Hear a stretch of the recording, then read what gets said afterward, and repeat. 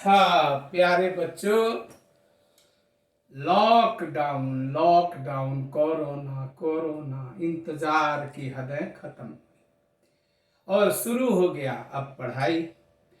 आप भी घर में शुरू हो जाइए। रोज देखिए वर्मा सर का वीडियो। चाहिए यूट्यूब पर सर्च करिए वर्मा सर का निष्णात क्लासेस फॉर क्लास 10, क्योंकि 12 11 बहुत सारे वीडियोस हैं हमारे, इसलिए आप अपने क्लास का सर्च करिए और पाइए मजा घर में बैठे पढ़ने का। परंतु साथ में किताब रखिए और जो जो बताया जाता है उसको गौर से सुन के समझ के बीच बीच में पॉज करके वीडियो को लिख करके नोट्स बनाइए, भेजिए। ऑब्जेक्टिव टाइप के मटेरियल्स आपको ग्रुप में भेजे जा रहे हैं और भी भेजे जाएंगे। चलिए शुरू करते हैं। हम आपको लॉकडाउन के पहले परावर्तन पढ़ा चुके थे, इसलिए शुरू करते हैं प्रकाश का अपवर्तन। अपवर्तन का पुराना नाम हम लोग जब पढ़ते थे आज से 20 वर्ष 25 वर्ष पहले, तो वो पुराना नाम था वर्तन। इसलिए हम दोनों आपको यहां पर लिख देते हैं, प्रकाश का अपवर्तन या वर्तन। बर्तन नहीं समझिएगा, पॉट नहीं, रिफ्रैक्शन ऑफ लाइट। ये है क्या? प्रकाश जब एक माध्यम से किसी दूसरे माध्यम में जाती है, या माध्यम 1 हुआ और ये माध्यम 2 हुआ, तो आप क्या देख रहे हैं कि प्रकाश जा रही थी इस दिशा में, थोड़ा सा मुड़ गई इधर। यही ये जो मुड़ती है, इसी मुड़ने की घटना को, संचरण की दिशा से कुछ विचलित जो होती है, इसी घटना को प्रकाश का अपवर्तन कहते हैं। इसी को यहाँ स्वच्छ नामांकित चित्र से दिखाए हुए हैं।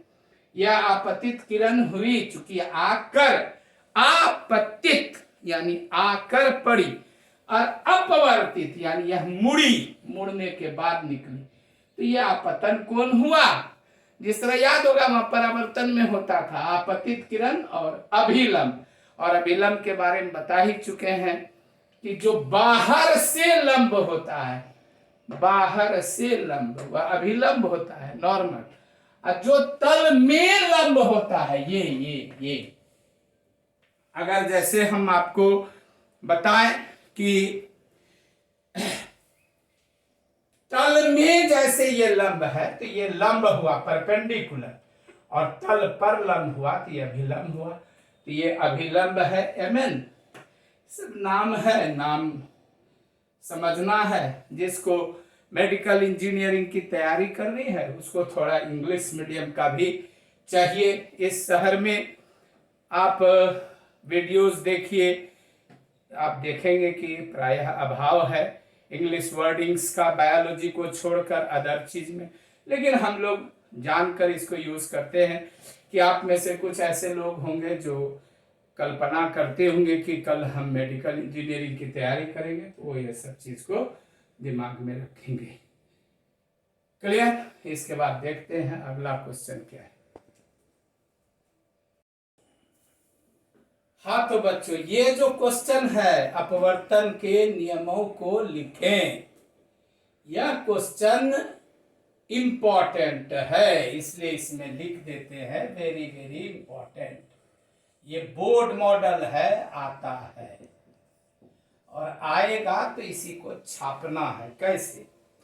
पहले हम थोड़ा गलती करते हैं, इसके बाद हम इसको सुधारेंगे और ठीक करेंगे, आपको समझाएंगे। प्रकाश के अपवर्तन के 2 नियम हैं डियर स्टूडेंट। जैसे परावर्तन के 2 नियम थे, अपवर्तन के 2 नियम है। पहला नियम है कि आपतित किरण, नाम लिखिए PQ, ये आपतित किरण है, अपवर्तित किरण QR, और बाहर से आपतन बिंदु Q पर डाला गया अभिलंब, तीनों एक ही धरातल में स्थित होते हैं। और द्वितीय नियम है, जो जानिए पहले जानिए उसके बाद पढ़िए, पहले जानिए। हम जो बताने जा रहे हैं कोई घमंड से नहीं, बहुत विनम्रता से कहते हैं कि हिंदुस्तान के बहुत सारे शिक्षक इन बातों को जानते हैं, लेकिन पढ़ाते कम लोग हैं। सभी लोग ऐसा पढ़ाते नहीं। आप जानिए, अपवर्तन के सेकंड नियम में त्रुटि थी। पहले जो नियम बना था उसमें था आपतन कोण की जिया, जिया साइन को हिंदी में जिया कहते हैं, और कोसाइन को कोजिया कहते हैं, और टेंजेंट को स्पर्श जिया कहते हैं। गौरव सर आपको ट्रिग्नोमेट्री के क्लास में बताते हैं, मैथमेटिक्स के टीचर, कि इसको हिंदी में क्या कहते हैं। तो आपतन कोण की जिया यानी साइन आई और अपवर्तन कोण की जिया का अनुपात एक नियतांक होता है। ये सेकेंड लॉ था। इस नियम में त्रुटि थी क्योंकि इसमें रंग को निश्चित वैज्ञानिकों ने नहीं किया था। आपको रफ में करके दिखाते हैं कि जैसे आप यहां श्वेत प्रकाश डाले, तो आप तो 8वां क्लास में भी पढ़े हैं, श्वेत प्रकाश 7 रंग से बनता है, तो सबका आपतन कोण तो सेम रहा। लेकिन जो लाल किरण होती है वह संचरण की दिशा से कम मुड़ती है, और जो बैगनी किरण होती है वह संचरण की दिशा से ज्यादा मुड़ती है। ये बैंगनी है और ये लाल है। तो क्या सब किरण के लिए आर का मान समान रहा? नहीं रहा।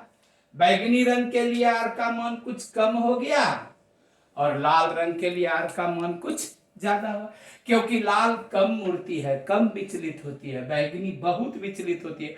हरा, पीला, नारंगी सब अलग अलग कोण से जाती है भाई मेरे।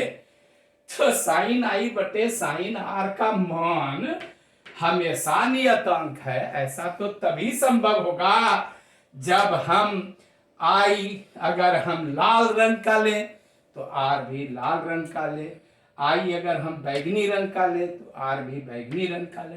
और यह सुझाव देने वाले वैज्ञानिक थे स्नेल के बारे में हम आपको बताते हैं वह कितने बड़े वैज्ञानिक थे। अगले क्लास में हम देखेंगे कि स्नेल कितने बड़े वैज्ञानिक थे।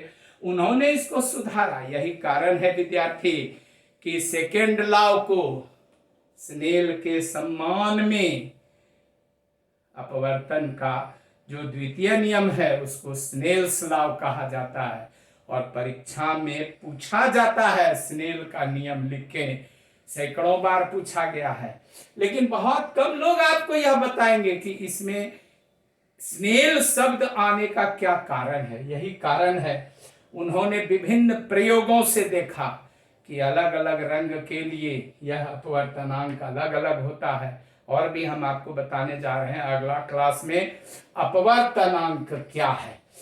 तो अपवर्तन के द्वितीय नियम में यही त्रुटि थी कि रंग निश्चित नहीं था। इसको दूर किसने किया?